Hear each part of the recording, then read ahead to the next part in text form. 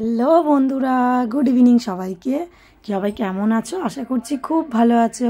আর আমি দেখো ready shady হয়ে একদম কিন্তু বেরিয়ে পড়েছি। একা যাচ্ছি তাই না, ছেলে নেই, এটাই ভাবছো তাই তো, যে সব জায়গায় তো ছেলেকে নিয়ে যায়, এবারে কেন একা? দাঁড়াও দাঁড়াও বলছি, আজকের কিন্তু যাবো আমরা 3 মূর্তি। তো চলো সবাই এক এক করে জয়েন করবে। কে কে জয়েন করছে সেটাই তোমরা দেখে নাও, আর কোথায় যাচ্ছি সেটাও তোমরা পুরো ভিডিওটা কেউ স্কিপ না করে সেটা কিন্তু তোমরা দেখতে থেকো। ফার্স্টেই কিন্তু আমি আর আমার একটা বান্ধবী মিট করে নিয়েছিলাম, তো দুজনে চলে এসেছিলাম।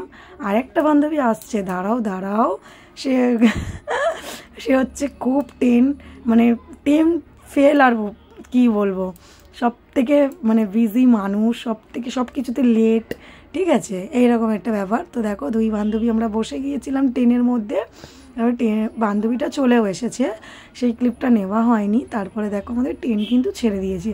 তো চলো এবারে কিন্তু দেখো আমরা বসে আছি, আর এই দিদা তো সেই লেভেলের ঘুম দিচ্ছে। জানি না ভাই কে কীরকম করে বাসে যে ট্রেনে ঘুমায় আমি বুঝতে পারি না। আমাদের তো ঘুমই আসবে না, বরঞ্চ আমরা আরও এদেরকে নিয়ে একটা হাসি ঠাট্টা করবো। তারপরে দেখো এই হচ্ছে আমাদের সেই বান্ধবী, বসেছে দেখো যেন নিজের ঘরের চেয়ারে বসেছে, ঠ্যাং ফ্যাং ছড়িয়ে দিয়ে। আর ওনার ছেলেকে নিয়ে গিয়েছিল। তো আমরা ট্রেনে অনেক ইয়ার্কি করতে করতে চলে এলাম হাবড়া। হ্যাঁ, হাবড়া শুনে তোমরা অনেকেই বুঝতে পারছো যে কোথায় এসেছি। আমরা এসেছিলাম বিপি চন্দ্র জুয়েলার্স।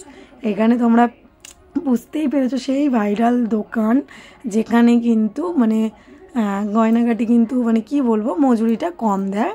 তো সেই হিসাবে কিন্তু আমরা গিয়েছিলাম, ওখানে ভিডিও করতে দেয়নি, তো সেই জন্য ভিডিওটা করা হয়নি। আমি কী কী কিনেছি তোমাদেরকে বাড়িতে এসে সবটুকু দেখাবো।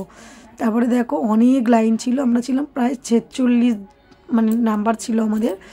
কি করব বসে থেকে থেকে এই যে মার্কেটটা আমরা ঘুরতে এলাম, সেখানে একটু কিছু খেয়েও নিলাম বিকেলবেলা। ওখানে তো বিরিয়ানির হাঁড়িটা দেখে আমার জাস্ট পেটটা একদম মনে হচ্ছিলো কখন বিরিয়ানিটা খাবো। তারপর আইসক্রিম নেওয়া হলো। এখানে দেখো সব 10 টাকা করে, সব 10 টাকা। চিজ বল ছিল, চিকেন পকোড়া ছিল। তারপর এখানে একটা বিস্কিট নেওয়া হলো, সবাই মিলে আমরা একটু একটু করে খেয়েছি। আর কি করবো, 4:30 5টার সময় কি আর ভারী কিছু খাবো বলো। তারপরেও কিন্তু আমরা রাইস আর খেয়ে, এটা কিন্তু হচ্ছে মানে ফিশ ফিঙ্গার। তো ফিশ এইখানটায় দেখো এই দিদিটা নাকি হচ্ছে ফেমাস, এই যে আমাকে বলছে যে ভিডিও করা যাবে না, সেই জন্য আর ভিডিও করতে পারিনি। অন্য কোনো দোকান থেকে আমরা রাইস আর চিকেন খেয়ে আমরা চলে এসেছি। আর দেখো সোনা দোকানে একটুখানি ভিডিও করছিলাম, ওই যে পাশে দাদুটা বললো বন্ধ করো, এখানে ভিডিও করা যায় না। ওই যে বন্ধ করতে বললো বলে আমরা বন্ধ করে দিয়েছি। তারপরে আমরা বন্ধ করে দিয়ে আমরা যা যা কেনাকাটা করে কিন্তু একদম বাড়ির দিকে রওনা দিলাম। আর এই হচ্ছে সেই ট্রেন, কি ভিড়, বসে আছি।